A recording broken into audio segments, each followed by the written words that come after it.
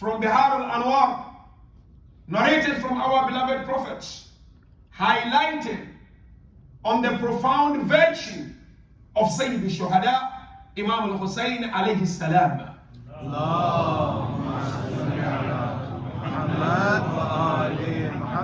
That Hussein minni wa ana min Hussein. Hussein is from me and I am from Hussein. Ahabba Allahu man ahabba Husayna. Allah loves whomsoever loves Hussein. Wa abghada Allahu man abghada Husayna. And Allah is more happy with whoever angers Hussein. And then towards the end says Husaynu sibtum min al-asbat. Hussein is one of the sons or one of the grandsons of the holy prophets. Now, departing from this beautiful line, our topic of tonight, being the first night of the holy month of Muharram, is to look at Imam al-Hussein alayhi salam as an inexhaustible force. The examination of tonight is of the following two stages. First stage is to look at the theological personality of Aba Abdullah al-Hussein. And then the last stage of our examination is then to focus on the mystical or spiritual personality of Imam al-Hussein alayhi salam. Remember, mu'mineen and mu'minat, our aim as lovers and followers of Ahl al-Bayt in this holy month of Muharram and Safar is to learn to equip ourselves with tools so that we are able to connect with Almighty Allah in return. These majalis returned to us now and then are regarded as golden opportunities for us to align ourselves with the teachings of Ahlul Bayt.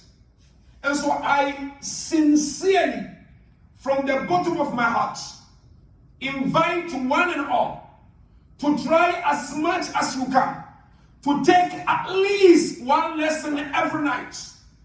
Seek to reflect on the lesson and seek to implement on the lesson. Because the more we reflect and implement, the more we are able to better ourselves, the more the Imam of our time is happy with us, and in return, we achieve the higher purpose, which is to connect with Almighty Allah Tabaraka wa Ta'ala. So pay attention. First stage of the examination, the theological personality of Aba Abdullah. Mu'mineen and Mu'minat, as you know very well, as Muslims, as believers who believe in Quran and the traditions of our beloved Prophet and Ahlul Bayt, you realize that through the teachings of Quran and Ahlul Bayt, there are different forms of ibadah, different forms of servitude. One form of servitude or ibadah is at-tafakkur fillah, is to reflect or contemplate in Allah Tabaraka wa Ta'ala.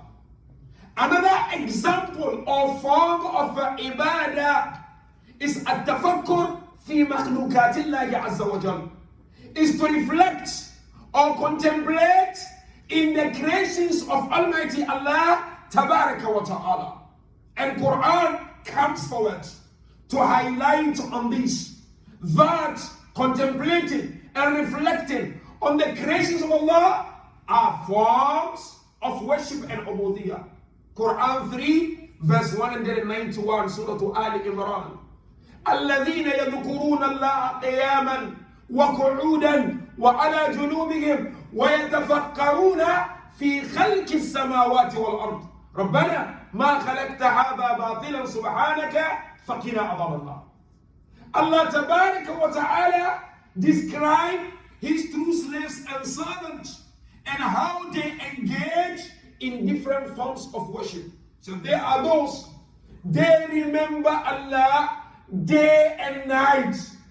They remember Allah while standing and sitting and on their side, and they contemplate and reflect in the creation of heaven and earth. And upon their contemplation, they get to a conclusion that, Ya Allah, you've not created whatever you created in vain. Save us from the chastisements of the fire of hell. Likewise, you have tradition from our beloved prophets on the importance of contemplation, thinking, reflecting in the creation of Allah. You sitting alone somewhere, alone and alone, you and Allah, and communicate with nature is an act of ibadah, so long as at the end it connects you with Allah. The Holy Prophet tells us, تَفَكُّرُ سَاعَةٍ خَيْرٌ مِنْ عِبَادَةِ سَنَةٍ, that pondering and reflecting in the creation of Allah for an hour is so dear to Allah than worshipping Allah for a period of 1 year without knowing what you are doing. Typical example of contemplation, which is regarded as an act of worship, is to contemplate in the personalities of Ahlul Bayt. Why? It is regarded as an act of worship. Because the Al-Jami tells us, Ahlul Bayt, they are mahallu ma'rifatillah. They are gateways to the understanding of Allah's existence. And hence we are told, ma'rifatu Ahlul Bayt, ma'rifatullah. Understanding Ahlul Bayt is understanding the existence of Allah.